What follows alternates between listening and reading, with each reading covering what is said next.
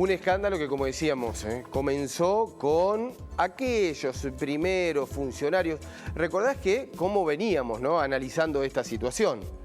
De aquella situación que se vivía en Piedrabuena, en un intendente que como vacunó a su aisladas, señora. pero que cada vez iban sumando más, ¿viste? Sí, se iban conociendo aquellos militantes de la Cámpora en la provincia de Buenos Aires que se habían vacunado también fuera de privilegio, fuera en realidad del organigrama y con una vacunación de privilegio. Bueno, todo esto que además, aquí lo comentábamos, lo hablábamos también con el diputado Omar de Marchi, el diputado nacional de la provincia de Mendoza, que se iba a analizar un proyecto presentado por Waldo Wolf, el diputado nacional de Juntos por el Cambio, que llevaban un paso más, a pedir la penalización justamente de estas vacunas. Después llegó este escándalo que eyectó al exministro, quien es González García. Justamente estamos con Waldo Wolf en contacto en estos momentos. ¿Cómo le va, diputado? Muchas gracias por atender a Telediario Federal.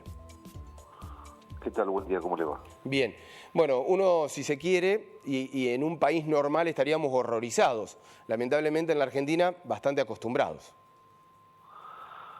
Bueno, yo no generalizaría tanto, hay mucha gente horrorizada, hay una grieta enorme, hay una grieta que es moral. La moral es una serie de valores que tienen que ver con lo cultural y lo educacional, que cada uno tiene los suyos, ni buenos ni malos, pero hay distintos. Yo estoy escandalizado y creo que una enorme parte de la ciudadanía está escandalizada. Lamentablemente muchos necesitan anestesiarse porque hay que seguir adelante y es horroroso escuchar a funcionarios decir lo que dicen. El presidente de la Nación, yo lo escuchaba usted mientras me introducía mi participación y hablaba del tuit de Alberto Fernández. El segundo tuit o el tercero de Alberto Fernández es... La verdad que a mí me da vergüenza el presidente que tenemos, porque después de decir que no puede pasar lo que pasó, dice que no se va a quedar callado ante el escarnio público que se le da a la gente que se vacunó. Es un oxímoron decir que con la vacuna no se jode, como dicen que dijo, y por otro lado enojarse con aquellos que señalamos a quienes se vacunaron no estando en ningún grupo de riesgo, sacándole la vacuna a algún familiar, amigo, algún compatriota, algún ser humano que con esa vacuna no se hubiese muerto. Desde que la vacuna llegó al país hubo 6.000 muertos por coronavirus. Si esas 6.000 personas hubiesen recibido alguno de ellos una vacuna, seguramente no hubiese muerto. Así que señalar que a mí me da mucha vergüenza el presidente que tenemos. Dicho esto, usted me preguntaba por el proyecto. Sí. Nosotros hace rato como espacio, en general, yo en particular, venimos presentando distintas acciones, algunas políticas, otras declamativas y otras legislativas.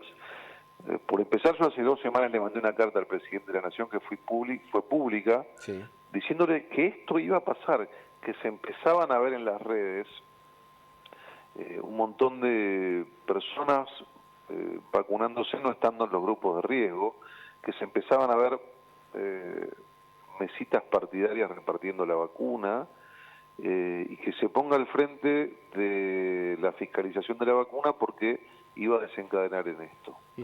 No hizo nada el presidente. Hace 10 días, el jueves pasado, no el anterior, el diputado Heller, en la sesión que tuvimos en la Cámara de Diputados, dijo que sería bueno que nos vacunemos todos los diputados.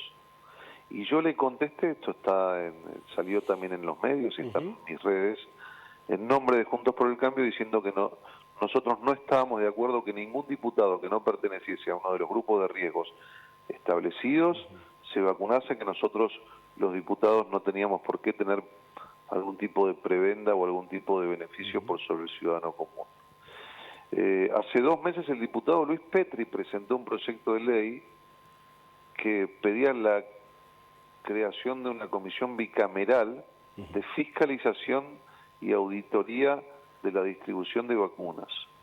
Finalmente yo presenté una modificación del artículo 205 para sus oyentes. El artículo 205 es el que establece el Código Penal penas para la propagación de una pandemia, y presenté un proyecto de ley para modificar el artículo 5 que además penalice a aquel funcionario que, existiendo una pandemia declarada como tenemos, no respete las normativas del órgano competente para la distribución, haciéndolo con sus influencias, con fines de lucro, o de alguna manera acomodaticia como se está haciendo.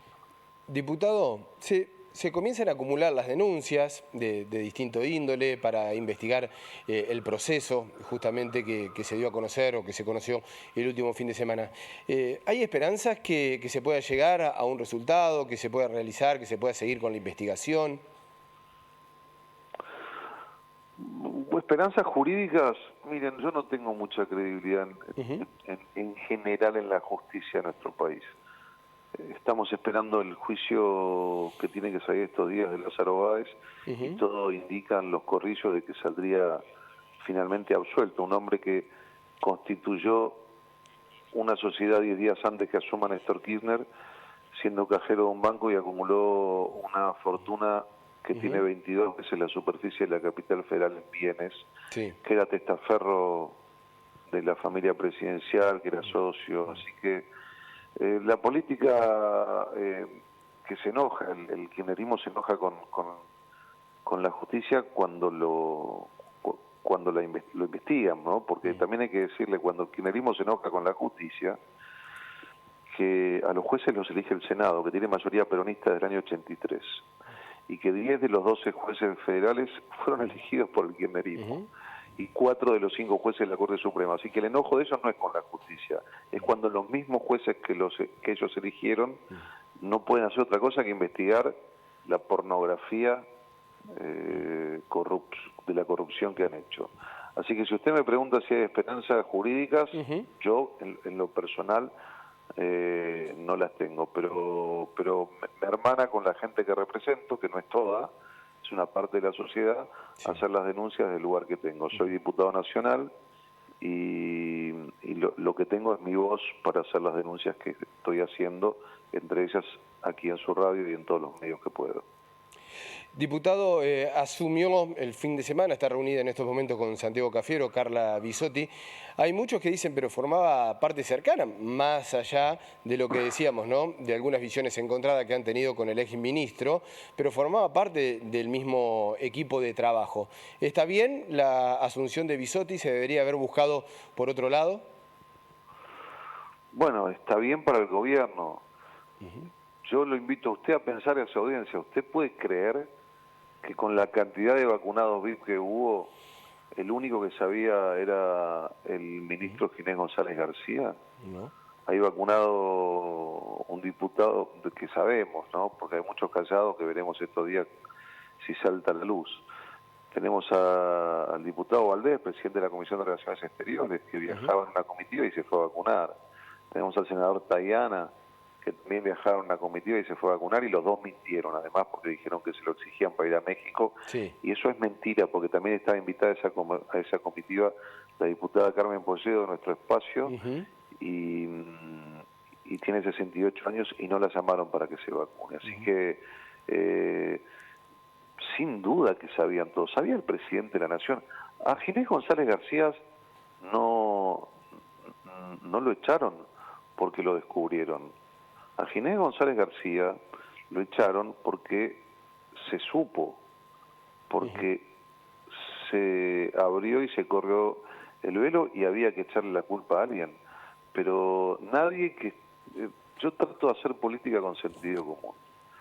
¿Usted cree que usted puede movilizar a 4 médicos del Hospital Posada con una camioneta, con un freezer, con vacunas, que las privadas de los diputados, de los senadores, los secretarios se comuniquen con la privada del ministro, que vayan a subir a un avión a representar el país, y el único que sabía era Ginés González García? No, eso estoy absolutamente de acuerdo con usted. Y la pregunta que viene es, ¿y entonces por qué? ¿Cuál es el grado de impunidad que se tiene como para hacer eso? Digo, en este caso como en otros tantos. ¿Cuál es el grado de impunidad? Usted tiene una interventora del INADI que le ofreció un contrato a una persona que tenía negro y nadie se escandalizó. ¿Cómo cuál es el grado de impunidad? El grado de impunidad de la Argentina lo tolera media sociedad argentina que votó el 48%. Esto es una realidad. No tenemos todos el mismo nivel de indignación. El grado de impunidad es bueno, enorme. pero eso no se sabe, diputado, discúlpeme, pero no es de ahora. Hablamos de la política No, yo no dije que es de ahora, pero hay momentos en los cuales se exacerba. Yo estoy haciendo una descripción. Sí. Después cada uno que vote a quien quiere, pero no, porque usted lo marcaba con el tema de la votación y ahí es lo que quería aclarar, justamente digo, que venimos soportando como ciudadanos, como sociedad, impunidad en un grado absurdo, si se quiere, desde hace muchísimo tiempo esta parte. Sí, pero como esta vez haber reelegido a quienes estaba comprobado que tenían este tipo de conductas, bueno, esta es la consecuencia. Cada uno vota a quien quiere y ganaron bien con el 48%, manejan el Ejecutivo. Ojo, a mí me eligieron también 10 millones de personas para que haga estas denuncias y represente a los valores promedio de la gente que nos votó. Pero sí, yo no dije que es de ahora, lo que pasa es que es grosero, no es todo lo mismo. El tuit del presidente de la Nación, el presidente de la Nación en el tercer tuit que hace se está enojando con ustedes, con ustedes, dice el escarnio público. O sea que cuando nosotros criticamos a alguien que le sacó una vacuna a un ciudadano que no, es inmoral, absolutamente. Y aquí viene el que lo permite y el que accede. En eso estamos absolutamente de acuerdo. El que lo permite, el que accede, y el presidente de la Nación nos critica a los que lo criticamos. Esos son los valores morales del Poder Ejecutivo de la Argentina. Diputado, es la realidad. Lo quiero molestar y no quiero dejar de preguntarle por una cuestión netamente política, que es el tema de las PASO. Ha quedado de lado durante este fin de semana esa discusión, ese debate, pero ¿se tienen que hacer en agosto? Sí, por supuesto. Mire, yo he tratado en mi humilde carrera política de ser coherente. Y yo dije muchas veces que yo me opongo a las PASO. Considero que las PASO en aquellos lugares donde no hay competencia son innecesarias. O sea, si hay una sola lista, estamos haciendo una votación que es una encuesta cara. O sea, yo creo en las PASO donde sí hay competencia interna. Pero también creo en la previsibilidad y en la seguridad jurídica. Y sacar las PASO 3, 4 meses antes o 6 meses antes de las elecciones genera imprevisibilidad política y jurídica, porque todos los partidos vienen trabajando como si las PASO fuesen a llevarse a cabo. Así que cuando uno tiene un lugar de gestión y quiere ser más o menos estadista, dice... Eso está claro, pero digo por la pandemia, no, ¿usted cree que no sería un impedimento? No es que lo creo yo. En ningún país del mundo donde hay pandemia, y hay en todos, se suspendieron las elecciones. Se llevaron a cabo 80 elecciones en el mundo en este año. ¿Por qué nosotros vamos a suspender las PASO? ¿Porque no le conviene al kirchnerismo? Es el único motivo. Diputado Waldo Wolf, diputado nacional de Juntos por el Cambio, muchas gracias por la atención para Contelheiro Federal. Un abrazo. Gracias a ustedes, que tengan buen día. Hasta luego, igualmente.